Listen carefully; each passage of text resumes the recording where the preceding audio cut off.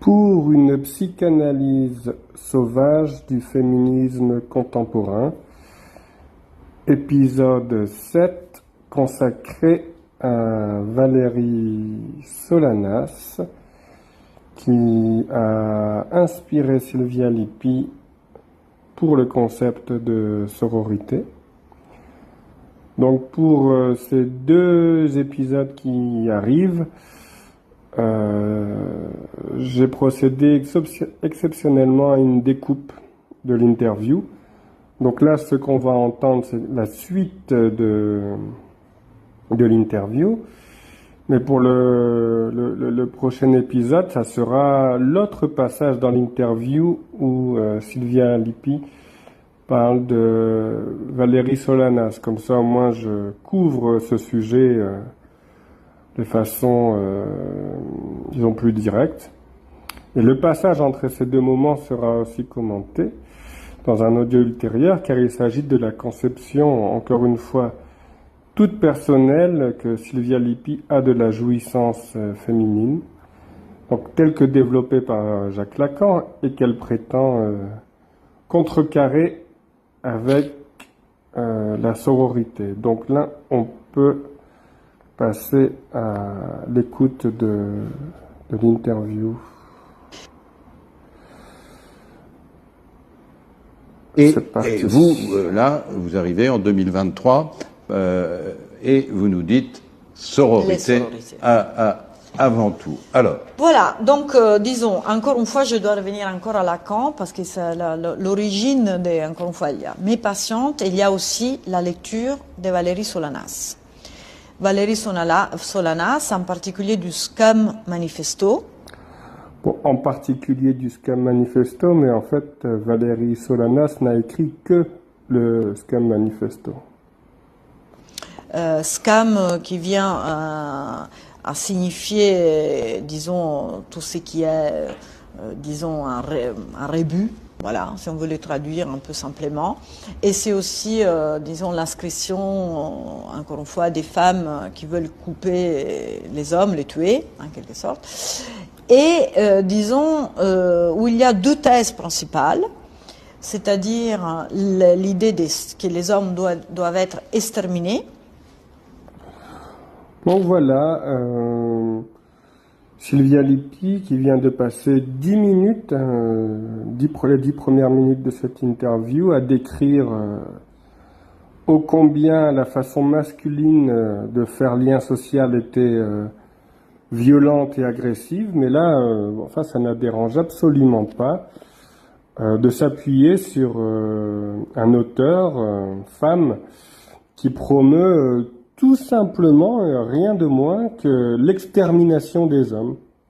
Voilà, ça c'est pas du tout violent, c'est pas du tout agressif. Hein. Donc voilà, elle ne remarque même pas la contradiction évidente, flagrante et grossière dans laquelle elle est prise. Hein. Et la deuxième idée, c'est que les femmes sont plus fortes que les hommes et que les hommes veulent être des femmes.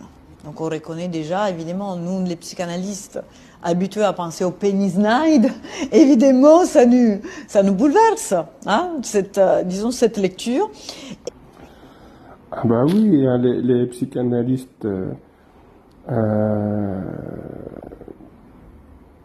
sont habitués à entendre le penisnide, donc l'envie du pénis, mais encore une fois, le problème pour Sylvia Lippi, c'est que la psychanalyse n'a pas attendu Valérie Solanas pour questionner l'envie du pénis. Une psychanalyste que Freud a déjà qualifiée de féministe, du nom de Karen Horney.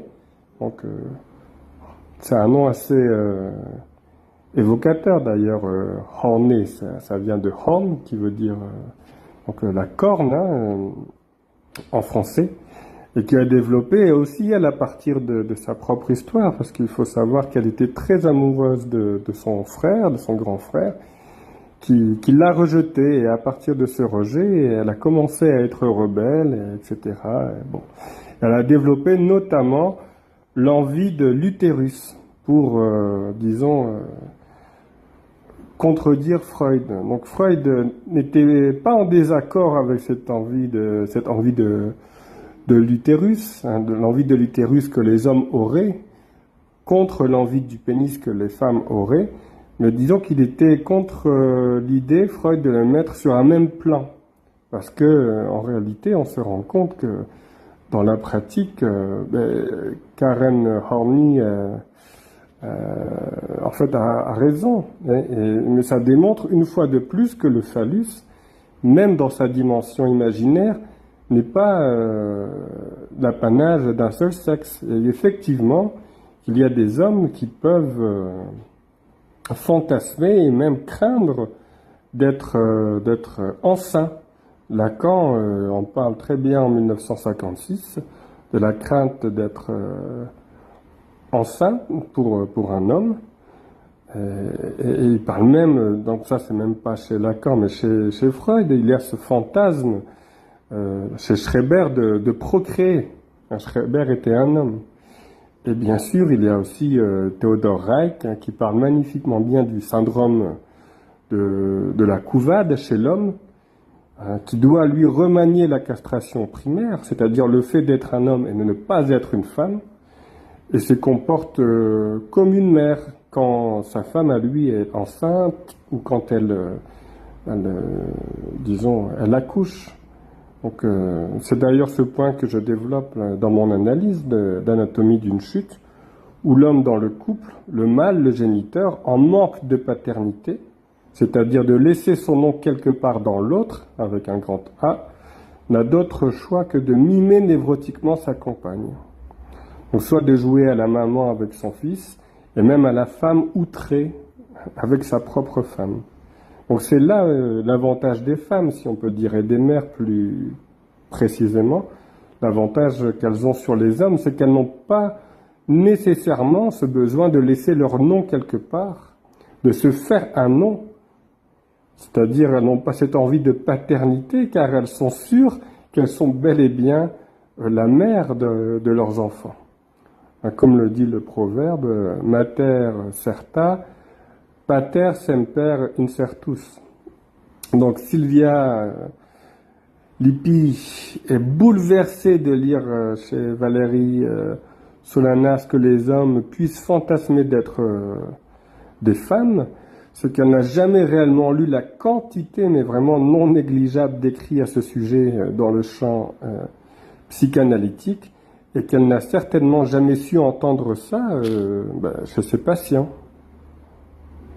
Et effectivement, disons, pour moi, ça a été très important parce que je vous ai dit tout à l'heure la question de la différence des sexes. Vous me permettez juste une seconde. Valérie Solanas, 1936-1988, il voulait effectivement éliminer le sexe masculin, et son manifeste, qui s'appelle Scum Manifesto, donc a été publié en 1967, et c'est elle qui a tiré sur Andy Warhol, voilà.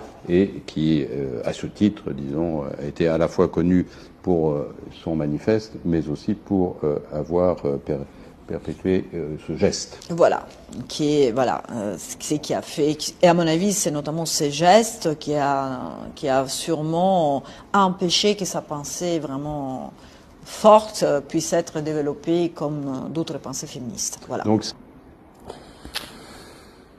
bon, une intervention salubre du journaliste qui fait quand même bien son travail, qui a lui-même repéré un manque important dans la présentation que fait Sylvia Lippi de Valérie Solanas.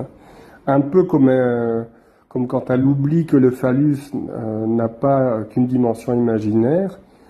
Elle oublie aussi un peu comme, disons, que la fraternité dans le mythe de la horde n'est pas une façon violente de faire lien social, mais une tentative de rendre compte de l'apparition du langage. Un peu aussi comme elle oublie que le mot sororité existe dans la langue française depuis au moins 1543. Donc Sylvia Lippi ne parle que de ce qui fait ses affaires, que de ce qui l'arrange, et passe sous silence, et sans la moindre gêne ni le moindre scrupule, tout ce qui pourrait porter contradiction à son militantisme. C'est quand même une malhonnêteté intellectuelle flagrante. Donc là, elle oublie de mentionner C'est curieux hein, que Valérie Solanas est avant tout connue et célèbre pour avoir tenté d'assassiner Andy Warhol. Hein, c'est un drôle d'oubli quand même. C'est ce geste, dit-elle, qui a empêché que les idées de Valérie Solanas puissent être développées comme d'autres pensées féministes.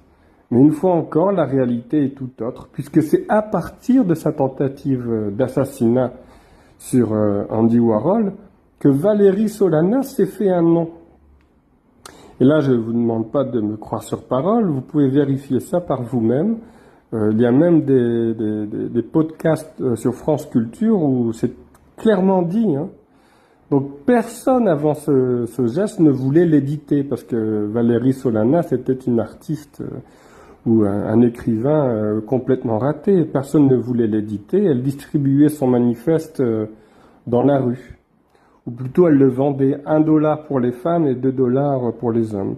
Son éditeur, donc, qui était français d'ailleurs, a tout de suite compris que cette tentative d'assassinat allait faire parler d'elle et était une très bonne affaire pour lui. Donc, et il a dit que sans cette tentative d'assassinat, jamais il n'aurait publié Valérie Solanas.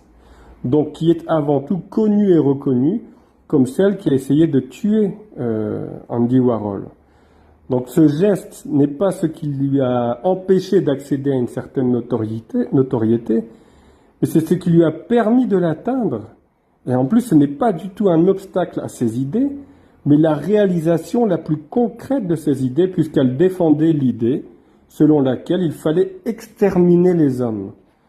Donc là encore une fois, même en tant que féministe, Sylvia Lippi est complètement à côté de la plaque. J'aimerais entendre d'autres féministes, s'il y en a qui écoutent cet audio, de me dire ce qu'elles pensent de Valérie Solanas, etc. Parce que là, bon, je vais un peu plus me plonger dans ses idées à Valérie Solanas pour bien comprendre ce sur quoi s'appuie Sylvia Lippi, mais ça sera pour le prochain audio. Voilà.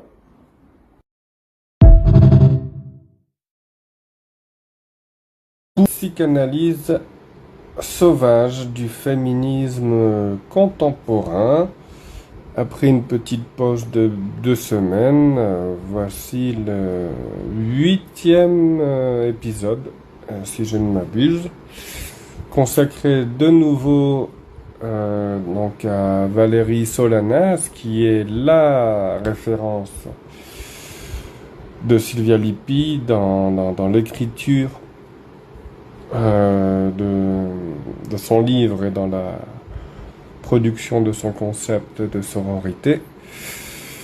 Donc je vais m'intéresser un peu plus précisément dans cet audio aux idées de Valérie Solanas, donc qui est connue surtout pour avoir essayé de tuer en lui tirant dessus Andy Warhol, mais donc ça lui a fait beaucoup de publicité pour son Scum Manifesto. Scum qui en anglais signifie rebut, déchet, rejet, et qui fait bien entendu référence à la vie toute marginale que menait Valérie Solanas entre la drogue, les incarcérations, les soins psychiatriques, la mendicité, la prostitution. Mais SCUM est aussi l'acronyme SCUM pour Society for Cutting Up Men, donc on peut traduire en français par pour l'organisation qui taille les hommes en pièces. Donc c'est assez clair, c'est tout un programme. La couleur est clairement affichée. Donc là, j'ai quand même lu ce livre qu'on peut trouver très facilement sur Internet. Et voici quelques passages pour vous donner un petit peu une idée de ce sur quoi s'appuie Sylvia Lippi pour contribuer à vivre dans un monde meilleur. Donc dès la page 3 de Scum Manifesto. La vie dans cette société étant au mieux d'un ennui mortel et aucun aspect de cette société ne concernant les femmes, Il ne reste aux femmes civiques responsables et avides de sensations fortes que de renverser le gouvernement, d'éliminer le système monétaire, d'instaurer une automatisation complète et de détruire le sexe masculin. Il est désormais techniquement possible de se reproduire sans l'aide des mâles, ni d'ailleurs des femelles, et de ne produire que des femelles. Nous devons nous y mettre immédiatement. L'homme est un accident biologique. Le gène Y, mâle, est un gène X, femelle, incomplet, c'est-à-dire qu'il possède un jeu de chromosomes incomplet. Autrement dit, l'homme est une femme incomplète, un avortement ambulant, avorté au stade du gène. Être un homme, c'est être déficient, émotionnellement limité. La virilité est une maladie déficiente, et les hommes sont des infirmes émotionnels. Page 6-7. En d'autres termes, les femmes n'ont pas envie de pénis, les hommes ont envie de chatte.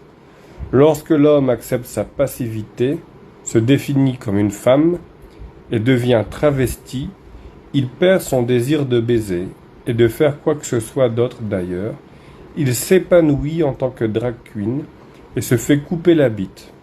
Il ressent alors une sensation sexuelle diffuse et continue du fait d'être une femme. Baiser est pour l'homme une défense contre son désir d'être une femme. On continue. Chaque homme sait au fond de lui qu'il n'est qu'un tas de merde sans intérêt. Submergé par la sensation de sa bestialité et par la honte qu'elle lui inspire. Autre passage, les hommes sont des Midas d'un genre spécial.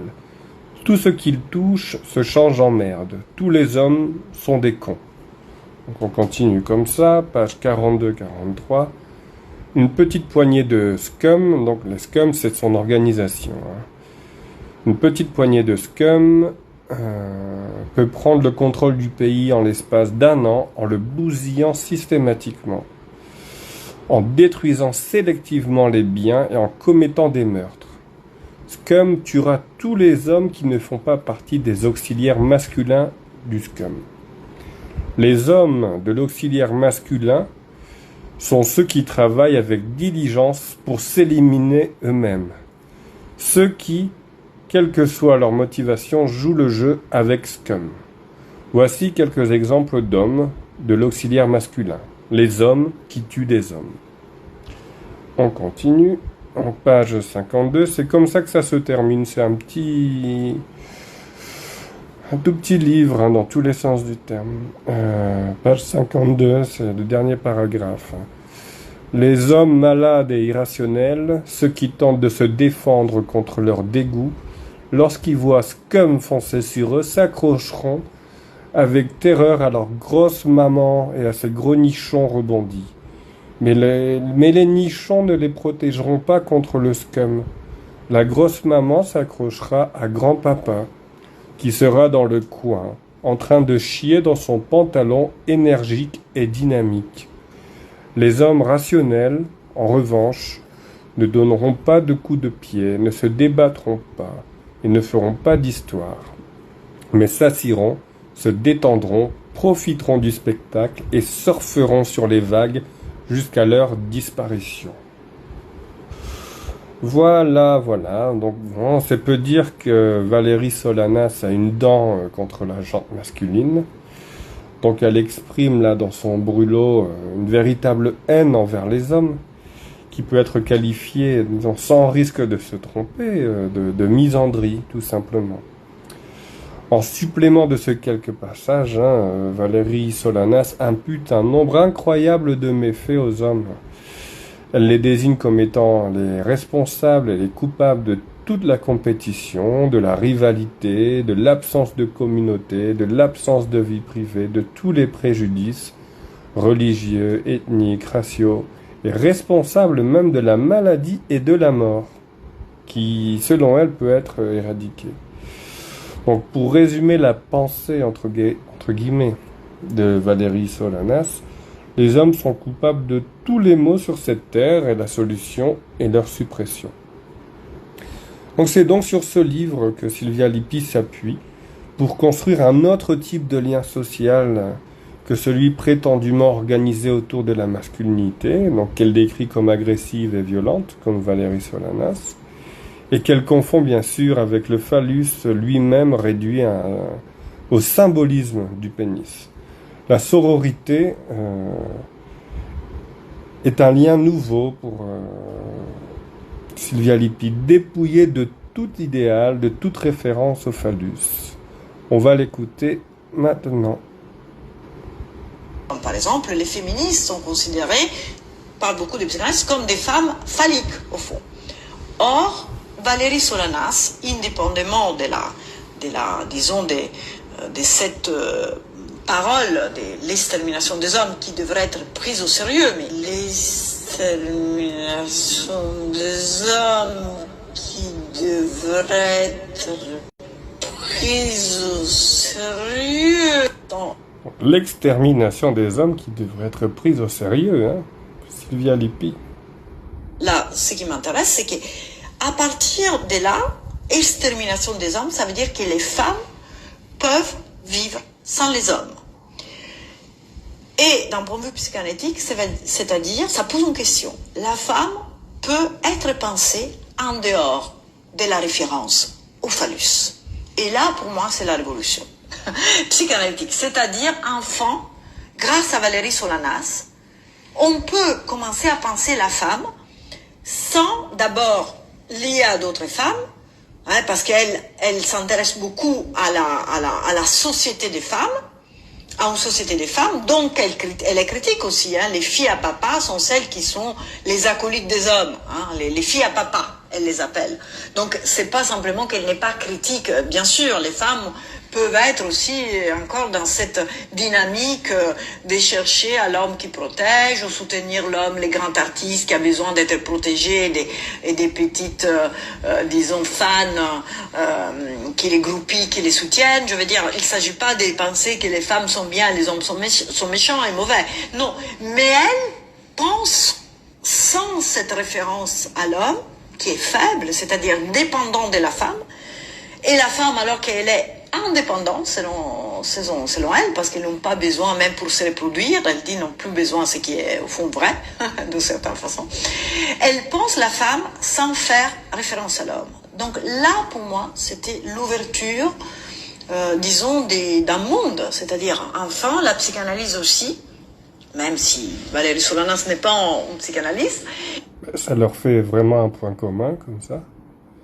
Mais disons, on peut commencer à penser les liens entre femmes, donc le féminisme, hein, les différentes formes du féminisme, hein, de la première vague à la quatrième vague, on peut commencer à les penser à partir notamment des femmes elles-mêmes, et indépendamment de toute référence et à l'anatomie et au symbole qui quand même rappelle l'anatomie. Hein, voilà. Donc, il n'y a pas de référence au phallus. L'universel phallique, en quelque sorte, est détrôné. Il n'y a pas d'universel phallique avec ces nouvelles conceptions, encore une fois, du lien social. C'est un lien social, la sororité, qui n'est pas, encore une fois, fédéré ni par la fraternité, ni par l'idéal, ni par le phallus. Voilà, bon.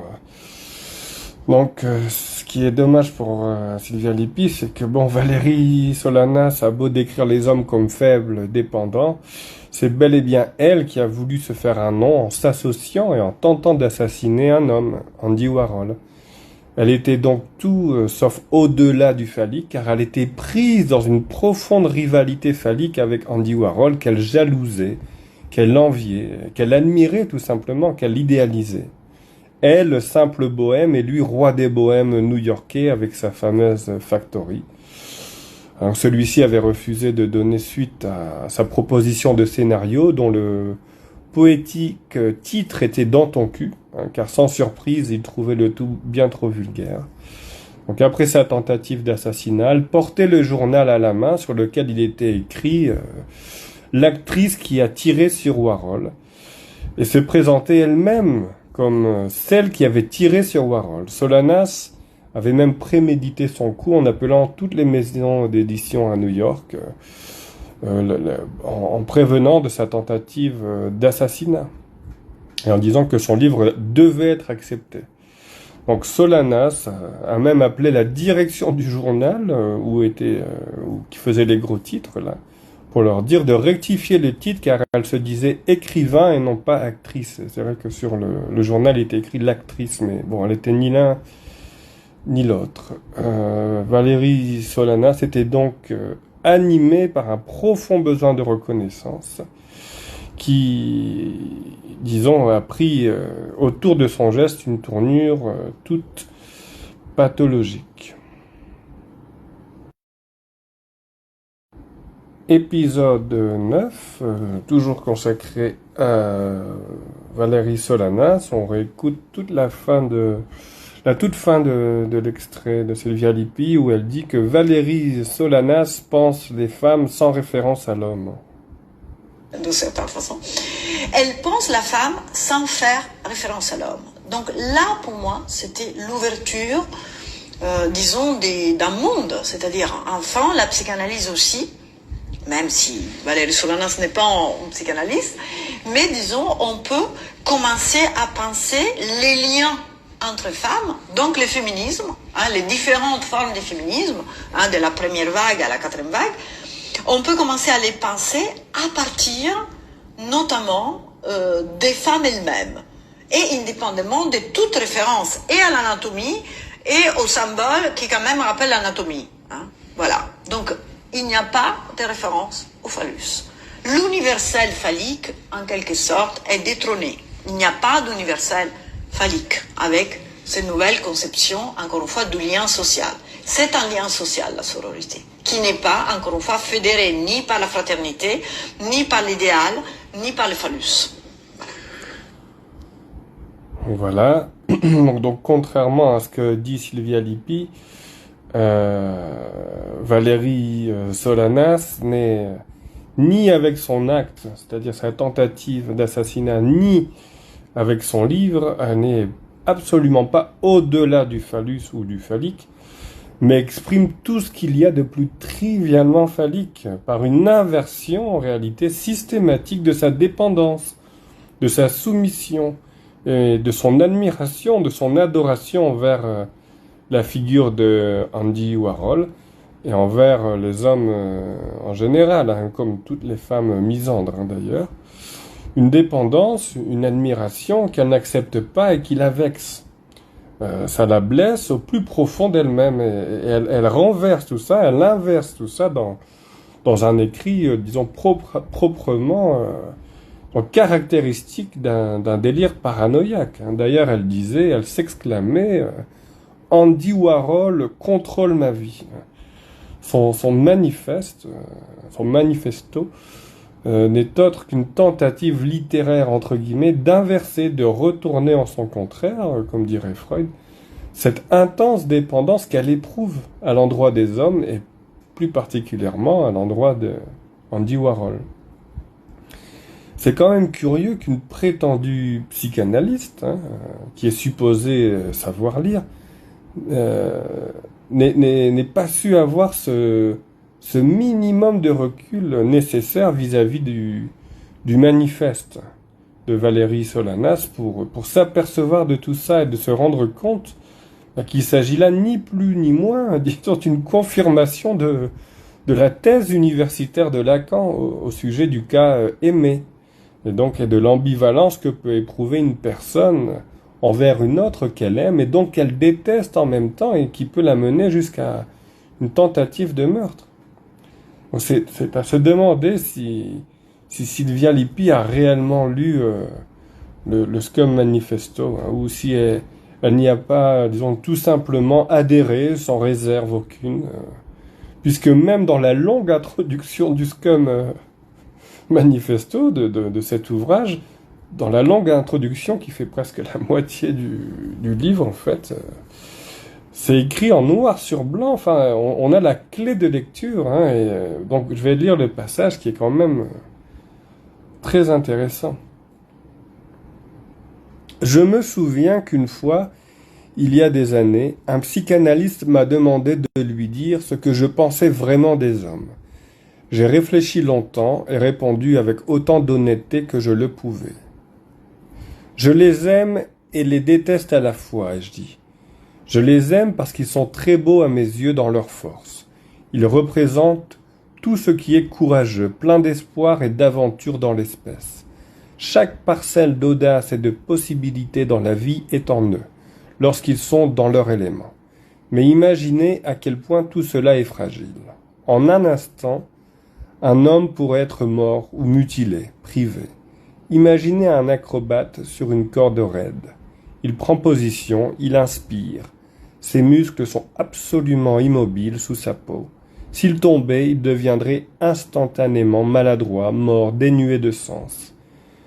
Mais tant qu'il se tient debout, il est un miracle de grâce, d'équilibre et d'audace.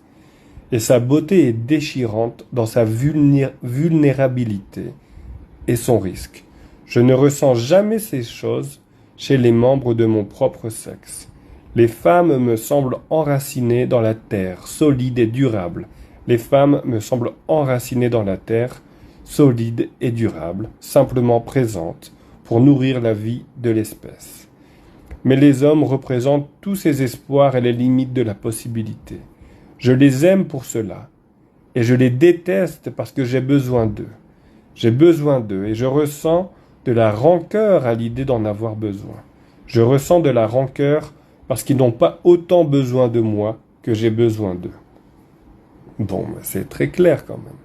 Donc ces lignes ne sont pas écrites par Valérie Solanas, mais par Viviane Gornick, qui fait une longue introduction au Scum Manifesto, et qui bien évidemment se présente elle-même comme féministe radicale, et démontre par cette introduction du Scum Manifesto que l'honnêteté intellectuelle, et l'honnêteté tout court, n'est pas nécessairement et systématiquement antithétique avec la démarche féministe. C'est assez surprenant, comment Sylvia Lippi a-t-elle pu passer à côté de ça? Est-ce que son aveuglement idéologique à elle est à ce point profond? Elle affirme, sans référence aucune, que les psychanalystes considèrent les féministes comme des femmes phalliques. Jamais, pour ma part, je n'ai lu cette affirmation sous la plume d'un psychanalyste. Par contre, ce qu'on peut dire, c'est que les féministes veulent le phallus au même titre que les hommes. C'est-à-dire un fantasme bien répandu chez les femmes, c'est qu'ils ne sont pas nécessairement féministes, et que la vie serait bien plus douce dans la peau d'un homme. Nous savons en psychanalyse que la réalisation du fantasme porte un nom, celui de cauchemar. Et Nora Vincent, une féministe qui va au bout de ses idées, ce qui n'est pas légion, a traversé ce cauchemar et s'est fait passer pour un homme pendant 1 an, dans le but de prouver qu'il était facile de vivre comme un homme. Après sa petite expérience, beaucoup trop éprouvante, elle fut internée en soins psychiatriques et a fini par se suicider. Donc il ne serait donc pas si aisé que cela de vivre comme un homme. De plus, Nora Vincent n'en a épousé que l'apparence et ne sait rien de ce qu'est vivre réellement dans le corps d'un homme. Donc les féministes veulent avoir le phallus au même titre que les hommes. Elles oublient que le féminin est davantage dans un rapport ontologique au phallus. Elles ne l'ont pas sans l'être, disait Lacan. Elles sont le phallus en quelque sorte. Mais de leur être, elles ne peuvent rien dire, elles ne peuvent rien en dire. Ce n'est pas pour rien que Chesterton affirmait que la plus profonde question du mystique, qui est aussi la question la plus stupide du dernier des demeurés, est « Qui es-tu » Dans un texte consacré au film Anatomie d'une chute, j'expose l'idée selon laquelle les féministes seraient dans une forme de protestation virile. C'est-à-dire qu'elles réclament le droit de pouvoir jouir comme les hommes, soit de se rapporter au phallus sur le mode de l'avoir plus que sur celui de l'être. Donc évidemment, cela ne peut que nous donner le sourire, car ce genre de choses ne se décrète pas. La voie politique, législative ou légale est sans issue. Les féministes sont prises dans cette débilité qui consiste à croire en la solution politique du problème personnel, comme disait Marguerite Duras. Et du légal au pénal, il n'y a qu'un pas, et à Philippe Muret de nous gratifier de son excellent jeu de mots en parlant de l'envie du pénal. Puisque, en effet, la protestation virile chez les féministes peut, sous certains angles, être considérée comme une déclinaison de l'envie du pénis, qui prendrait d'autres formes que celle de la féminisation de la femme, et qui en réalité se rapproche du refus, voire du rejet du féminin. La protestation virile est classiquement attribuée aux hommes qui exagèrent leur masculinité tant qu'ils sont effrayés par le féminin et qu'ils le rejettent. Voilà pourquoi le masculinisme contemporain, qui est une réponse au féminisme ambiant, est encore plus ridicule que celui-ci. Vouloir posséder le phallus n'est donc pas la même chose qu'être phallique. Il s'agit une fois de plus d'un contresens de Sylvia Lippi qui, voulant se débarrasser de la référence phallique, avec l'œuvre de Valérie Solanas, en fait, se plonge intégralement dans la dimension phallique. Voilà, encore une fois, le sophisme dans lequel Sylvia Lippi se piège. Le phallus est avant tout imaginaire, il rappelle le pénis. Et en s'appuyant sur Valérie Solanas, qui développe l'idée que les hommes sont inférieurs et doivent être exterminés, la référence phallique serait alors magiquement écartée. Et l'on pourrait désormais finalement penser le lien social en dehors du phallus, sous une forme sororale. Donc penser le féminisme sans la référence à l'homme. Vision hémiplégique du monde s'il en est. Cela revient à vouloir penser le nord sans le sud, le blanc sans le noir, le chaud sans le froid, le haut sans le bas. On peut tout de même se demander quel intérêt aurait le féminisme à se penser sans référence à l'homme, et même si sans homme, le féminisme a une raison d'être finalement. Donc, à l'origine du féminisme contemporain se trouve le souhait d'atteindre l'égalité entre l'homme et la femme. Ce qui d'ailleurs faisait dire à Lacan qu'il s'agissait d'une manifestation patente du discours du maître, de vouloir penser la femme comme égale, car l'homme peut très bien être égal à zéro. De plus, n'y a-t-il rien de plus fondamentalement masculin que de s'imaginer qu'il existe une femme en soi et pour soi? Sylvia Lippi procède à une essentialisation, une ontologisation du féminin. Un féminin en dehors du regard masculin. En termes psychanalytiques, comment peut-on soutenir logiquement qu'il existerait une jouissance autre sans faire référence à la jouissance phallique, puisque la jouissance autre veut dire autre que phallique. J'y reviendrai dans un audio consacré à la jouissance féminine.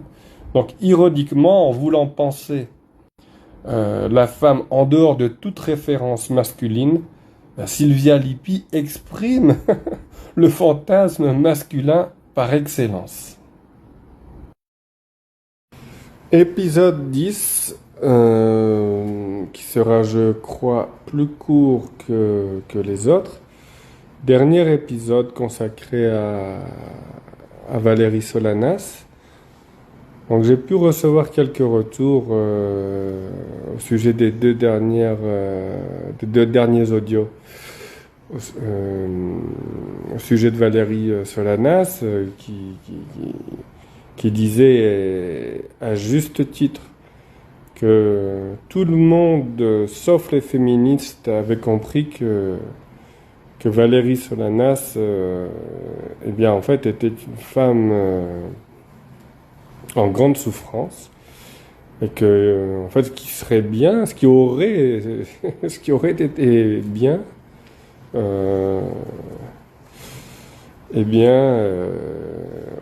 simplement, c'est de lui fiche la paix à cette pauvre femme dont si vous voulez vous référer aux vidéos et aux documents et aux liens hypertextes que j'ai partagés, bien vous aurez les détails de sa vie, mais c'est vrai qu'elle avait une vie épouvantable. et que le mieux aurait été que son geste et que son livre ne soient jamais affiliés au féminisme. Sylvia Lippi l'a défini Valérie Solanas comme féministe, mais je me demande si elle peut être qualifiée de féministe. C'est vrai qu'après son acte, elle a reçu, elle s'est vue qualifiée de Robespierre du féminisme, de championne la plus remarquable des droits des femmes, de la porte-parole la plus éminente du mouvement féministe, mais elle a tout rejeté violemment en bloc, ainsi que 2 ou 3 féministes dont j'ai oublié le nom, qui lui ont rendu visite quand elle était internée en soins psychiatriques, et qui venaient en quelque sorte lui faire la cour et lui proposer de devenir la tête d'affiche, la tête de gondole de leur mouvement. Elle n'a évidemment jamais affirmé que son acte envers Warhol, même que son Scum Manifesto était une revendication féministe. Et puis, si on y pense un petit peu, Valérie Solanas, si vraiment elle avait voulu se revendiquer comme féministe, elle s'en serait certainement pris à un autre homme que Andy Warhol, qui est loin de représenter, disons, la masculinité et la virilité la plus traditionnelle. Très loin de là, il était plutôt dans une forme d'androgynie. Voilà, et d'ailleurs, si on veut parler de jouissance autre ou de jouissance féminine, je pense que dans toute cette histoire, elle est bien plus à situer du côté d'Andy Warhol que de Valérie Solanas, qui lui a failli mourir après cette tentative d'assassinat et a pardonné à Valérie Solanas d'une façon incroyable. Il n'était pas du tout, lui, dans quelque chose dans une dynamique, dans une dimension phallique. Et il a dit une parole comme comment puis-je en vouloir à Valérie Solanas d'avoir agi en cohérence avec son être. Je ne peux pas lui en vouloir d'être ce qu'elle est, et il lui a pardonné. Et après cette tentative d'assassinat, en fait, Andy Warhol serait devenu très religieux, très catholique, et, comme s'il avait été touché, en fait, quelque sorte, par la grâce de Dieu. Donc, Valérie Solanas n'était pas féministe. Je pense qu'elle était avant tout en souffrance, et qu'elle a exprimé son énamoration pour l'homme dans son écrit paranoïaque et aussi à travers son geste. Donc les féministes se sont emparés de ces écrits pour alimenter leur mouvement.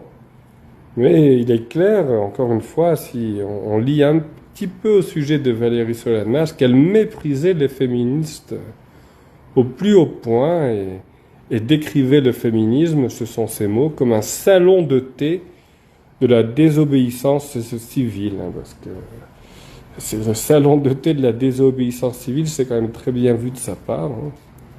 Parce que, en tout cas, les féministes contemporaines sont toutes d'un certain niveau social, économique et social, et jouissent de bien plus de privilèges que ce qu'elles s'imaginent.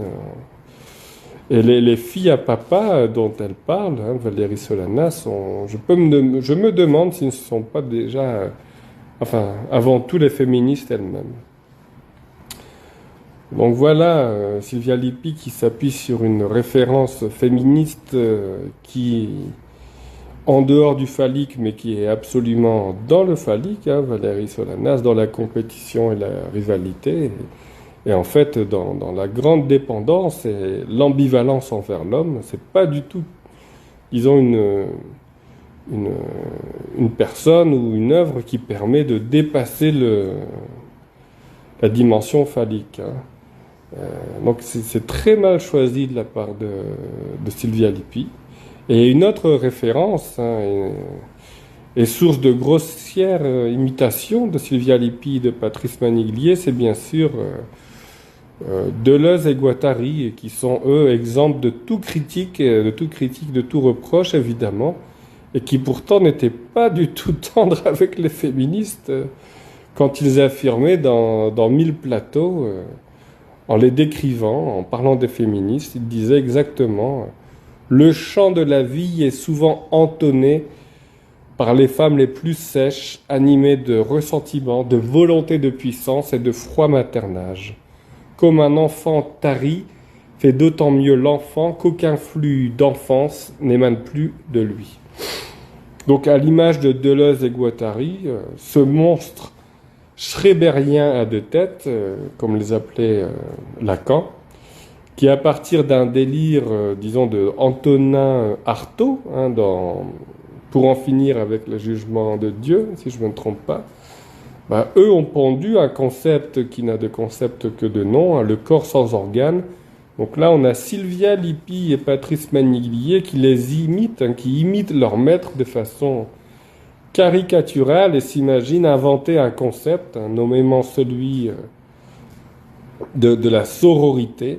Donc ils sont en plein dans l'imitation, eux qui se moquent des psychanalystes lacaniens et des psychanalystes qui veulent être disons, qui suivent les pas et les traces de Lacan et de Freud, mais eux, ils sont dans la répétition et l'imitation grossière de Deleuze et Guattari, qui déjà à l'époque avaient raté leur coup, et là, avec Valérie Solanas, à partir du délire paranoïaque à thème, disons, misandre de Valérie Solanas, ils s'imaginent produire un nouveau concept. Donc le prochain audio sera consacré aux commentaires autour de la jouissance autre ou la jouissance féminine de Sylvia Lippi qu'elle fait dans cette